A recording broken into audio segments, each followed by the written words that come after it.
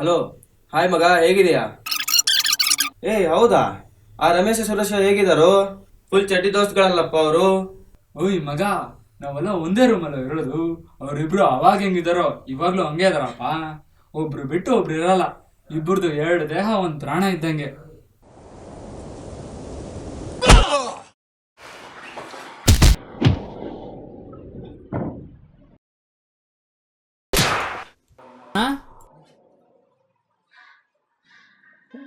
ಅಣ್ಣ, ಸುರೇಶ್ ರಮೇಶ್ ಇಬ್ರು ಕಿರಿಕ್ ಮಾಡ್ಕೊಂಡ್ಬಿಟ್ಟವ್ರಣ್ಣ. ಏನು? ರಮೇಶ್ ಸುರೇಶ್ ಕಿರಿಕ? ಏನು ಕಿರಿಕ?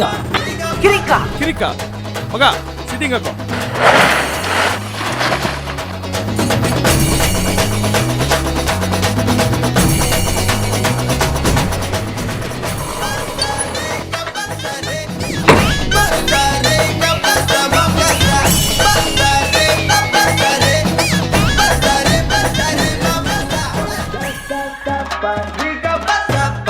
ಶಿವ ಶಿವ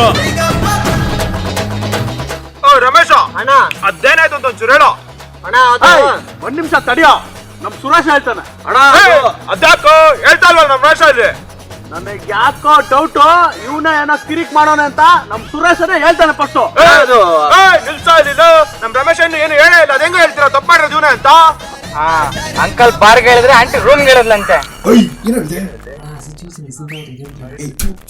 ಅಯ್ಯೋ ನನ್ನ ಮಕ್ಳ, ಇಲ್ಲಿ ನಾನು ಸೀರಿಯಸ್ ಆಗಿ ಮಾತಾಡ್ತಿದ್ರೆ ಕಾಮಿಡಿ ಮಾಡ್ತಾರ. ಕಾಮಿಡಿ ಏನೋ ಗುರಾಸ್ತಾ ಇದ್ಯಾ? ಕಣ್ಣಿರೋದೇ ಅದಕ್ಕೆ ಗುರು. ಏನ?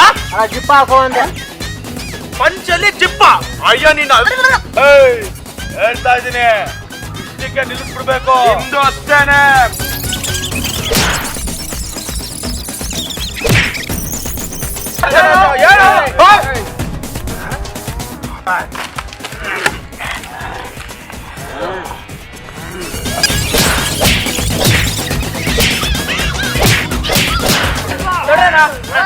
ಅವ್ರಿಬ್ರು ಕಾಂಪ್ರಮೈಸ್ ಬಂದು ನೀವಿಬ್ರು ಜಗಳ ಆಡ್ತಾ ಇದ್ರಲ್ಲ ಅಣ್ಣ.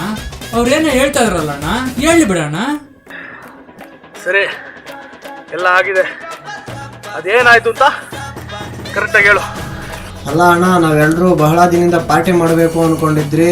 ಯಾರನ್ನ ಕೇಳಿದ್ರು ಬಿಸಿ ಅಂತ ಇದ್ರು. ಅದಕ್ಕೆ ನಾವಿಬ್ಬರು ಕಿರಿಕ್ ಮಾಡ್ಕೊಂಡ್ರೆ ನೀವು ಬರ್ತೀರಿ ಅಂತ ನಮ್ಗೆ ಗೊತ್ತು. ಅದಕ್ಕೋಸ್ಕರ ನಾವಿಬ್ಬರು ಕಿರಿಕ್ ಮಾಡ್ಕೊಂಡಿದ್ವಿ. ಅವಾಗಿಂದ ನಾನು ಟ್ರೈ ಮಾಡ್ತಾ ಇದೀನಿ, ಹೇಳ್ಬೇಕು ಇದು ಹೇಳ್ಬೇಕಂತ. ನೀವು ಕೇಳ್ತಾನೆ ಇಲ್ಲ ಅಣ್ಣ.